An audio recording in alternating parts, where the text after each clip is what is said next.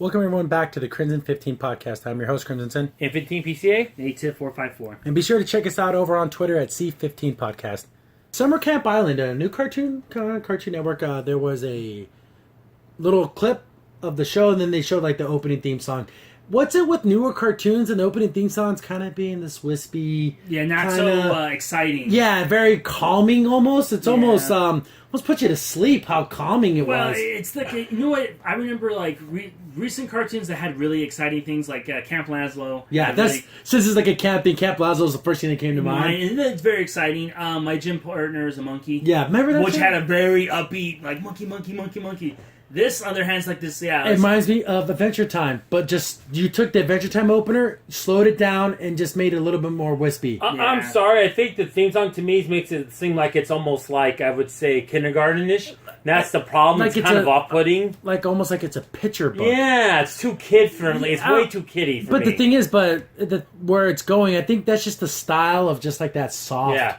But it makes you want to put you to sleep. It's like, okay, this is for the little kids to get them to bedtime, you know? Yeah, I know, right? Like it's almost like it's a lullaby. Yeah, that's what I didn't like about it. So in the clip, apparently there's this, the parents drop the kids off at, it's a summer camp, but it's a whole island.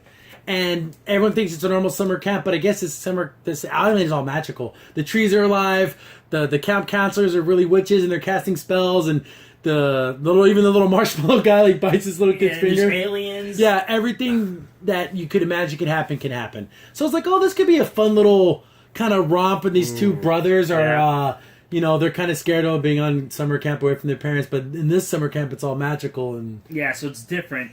I remember watching it, and when they turned into witches, I'm like, this could have ended really bad for everyone because the trees came alive like... Oh, you kids are dead. Exactly. Trees coming alive eating people. It'd have been horrible. But it's also funny, too, when you look at it, you could tell before they did that, one of the brothers was excited to be there, and the other one's like, oh, So you can have the one that's going to be more the lump on the log, and the other one's going to be the energetic one. Yeah. This is where this style of animation, again, a lot of people, again, our Thundercats Roar video, we lambasted that art style. It works in this type of situation where it's more whimsy and supposed to be kind of kiddie and fun. Yeah, different. Don't take something that was cool and freaking, masculine. Especially from the 80s, yeah. Action See, this didn't take something that was an action show and making it something silly. It's already its own little soft world. The only thing I didn't like is the 4 teeth. That's a little weird looking. But that's just that, again, the style is, it kind of had a lot of touches of Adventure Time. Over the garden wall. Yeah. The kid even has a little pointy hat. That's like the first thing I thought of. Yeah. And the only thing I thought I really, really disliked is the main camp counselor girl. I don't know the ages of these characters, but if she's a camp counselor, I'm assuming she's older. Older than, than the actual kids there. Mm-hmm. And she's like very kind of aggressive. She's like, oh, you little babies, don't cry to me with your problems. I'm not your mom. And so I'm like, why should I be so mean? Yeah, even the son commented like, wow, your teachers every year are getting worse and worse. Yeah. And she's like, oh, I'm just the cutest girl that will ever talk to you. I don't know if I like that coming from, again, swap the genders. It's a male camp counselor talking to younger girls saying, I'm the most handsome guy you'll talk to. Did red flags. Yeah, I need an adult, but it's okay when a female does it. Yeah, that's and terrible. it just seems a little. That just made me feel a little weird. I didn't like that. You know what? I just thought of something. Maybe, and this is speculation. Thinking like maybe why she's getting harsher with her speeches. Maybe it's like a thing where she feels bad when they leave, so she feels like she has to be tougher. So she doesn't get attached. Or maybe you'll find out that something happened to her that made her like that. Like first, maybe she was way more friendlier when she first got the role to be the head camp counselor or whatever. Or maybe even worse, once you go to this island, you can never come back. Oh yeah. So maybe she gets these long lasting friends. But then after the camp ends, they leave. This has the feeling that it's going to be like Adventure Time, where there'll be a bunch of silly episodes, and there'll be like that episode. It's like, whoa, that was a little deep. Super serious. Yeah. Like Adventure Time, I still think the I Will Remember You.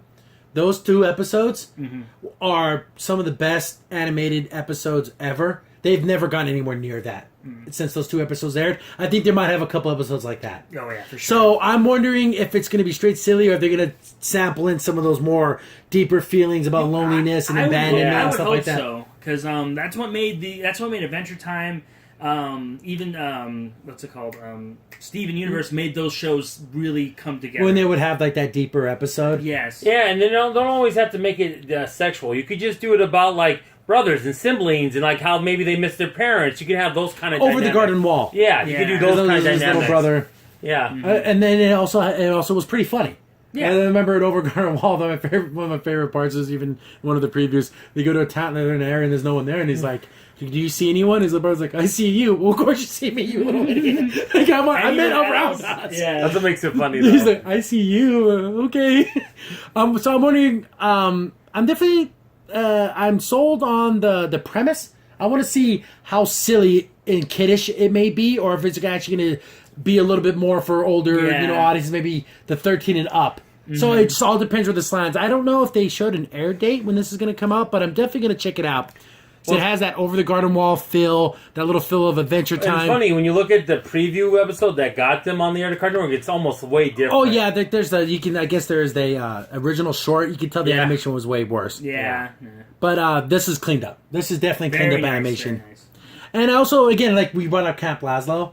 I loved that show. It's very funny. It's a super funny show, and it basically had 3 main characters. I wonder how many quote-unquote main characters are going to be. Is it going to just be the 2 boys that are going to have all the adventures, or are they going to follow other camp kids? Yeah, and it maybe might be like where there's the 2 main ones, and then they go around with a 3rd wheel every episode. I like how you brought up the whole that there might be a sad reason why these camp counselors are maybe they're stuck there. Yeah. Maybe like it's their job to make sure these kids have a fun time, and then because they can never have leave. Wouldn't it be interesting if they even had like a little parallel, like I would even say like in the Twilight Zone episode, like the guy in the pool table. Once you beat him, you get to be the counselor, and then you're stuck there, and they're free. See, it all depends. Like, there might be some sad reason. Yeah, why that's what I'm kind of expanding upon what Native was saying. Yeah.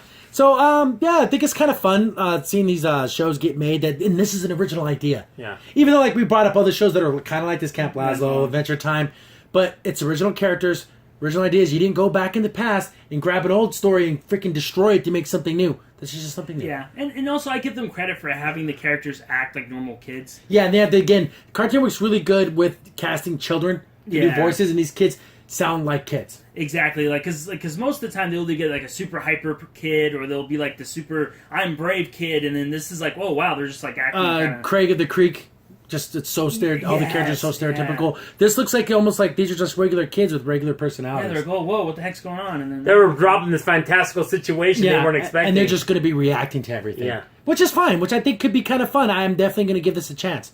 Mm-hmm. Unlike a lot of shows, I'm thinking like Craig of the Creek. It's like, okay, Clarence with a different set of kids, not as funny. Yep. So like, no, thank you. This actually looks like an original idea, and I'm actually glad that they're taking chances. I would love more action shows, but this is what we're getting now for cartoons. Well, I am so glad in a way, even though I'm not a big fan of it. Voltron's being redone by Netflix. They could have gave that to Thundercat treatment. I would have been like, oh no! I love Voltron so much. I think even a little bit more than Thundercats. Don't do that. Thundercats roar. I know, right? the kitty lines. That would have been great. But no. As soon as this gets a first episode, we'll do a review breakdown episode guide. As long as it's not awful. If it's really bad, we won't even touch it. But it's got the feeling I have right now is this could be good. It could be decent. Maybe there could be something more going on too, like Nate was saying earlier. A little bit deeper. A little bit deeper. Crimson Sin here. Thanks for watching, and be sure to like, sub, and share. Also, for the most up-to-date information about the podcast, follow us on Twitter at C15 Podcast.